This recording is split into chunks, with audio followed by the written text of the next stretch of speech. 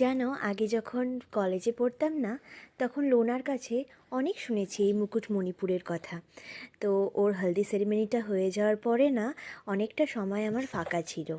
তো আমি অভিষেককে বললাম, চলো এখানে সামনেই মুকুটমণিপুর আছে, একবার ঘুরে আসি।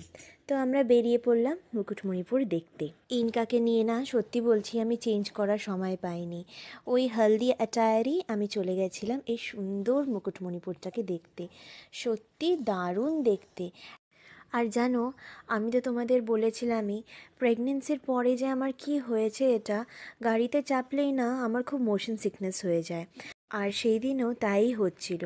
তাই আমি অভিষেককে বললাম যে একটু দাঁড়াতে হবেই, কারণ নেমে আমি একটু চটপটা একটা কিছু খেলে হয়তো আমার এই সিকনেসটা হবে না। তো সামনেই দেখলাম পেয়ারা মাখা বিক্রি হচ্ছে, আর আমি লোভ সামলাতেও পারলাম না। তাড়াতাড়ি পেয়ারা মাখাটা খেয়ে ওখানে না একটা ভিউ পয়েন্ট ছিল, ওখানেই আমরা যাচ্ছিলাম।